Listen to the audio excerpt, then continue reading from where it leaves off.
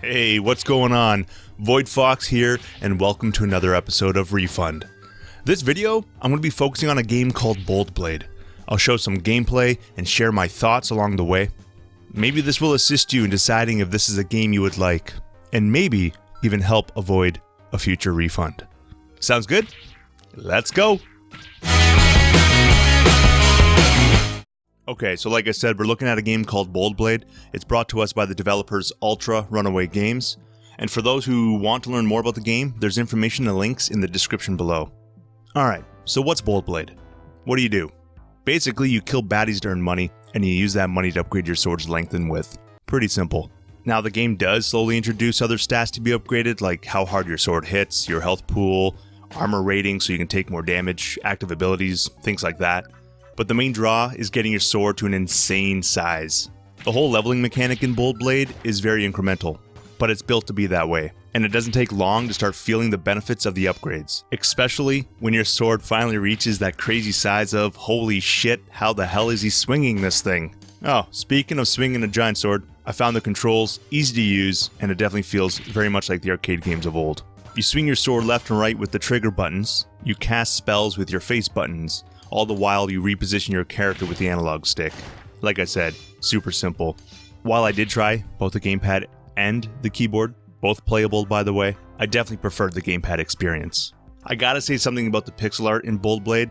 It's super rad, it gives me those old arcade vibes, I really dig it. It reminds me of like the Golden Axe era of video games, and I think the developer nailed it. The gameplay loop is simple, the levels are bite-sized, which meant I could hop into a game and play for a few minutes during my busy schedule and still feel like I was progressing. Whether it was tossing points into my sword, learning a new ability, or increasing any of my core stats. I never really felt overpowered during my playtime either, but I definitely felt a level of badassery when my sword started hitting those massive screen covering sizes. And that's when the game started to shine for me, when it started to put a smile on my face, watching this giant sword twirling around the screen, smacking dozens of enemies and watching them explode. It was so satisfying. However, there was just one little issue I had with the entire experience. It was over in 30 minutes. Yes, I was able to beat the game within 30 minutes.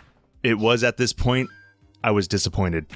However, at the last minute, believe it or not, the developer added a content patch just before the game launched, adding a new Game Plus mode.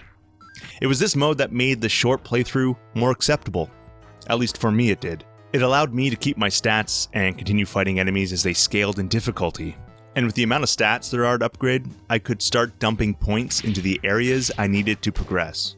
But let's be honest, the short playthrough may actually be a blessing in disguise.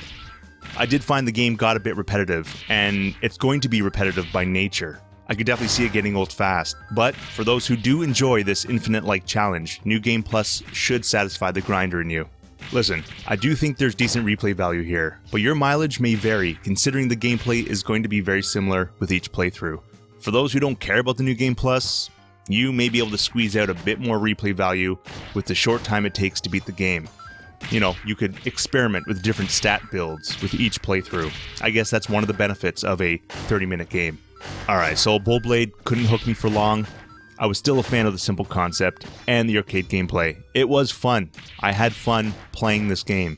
I also loved the idea that you could grow your sword to these like screen covering sizes. And for those who know the anime Berserk, there's moments where you kind of feel like guts. You know what I mean? For those who know it, you'll understand. And lastly, the fact that the developers snuck in New Game Plus mode at the very last minute before the game launched, I thought that was a very welcome addition, and it's definitely going to extend the life of this game for those who like to grind it out, and for those who like that infinite loop style of game. Alright, hopefully these impressions were helpful, and if they were, feel free to leave a comment and let me know. This is also where I ask you to like and subscribe-a-rooney, but only if you want to.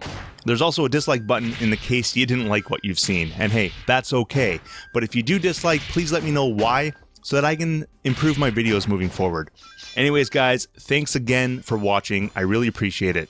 My name's Voidfox, I'm out.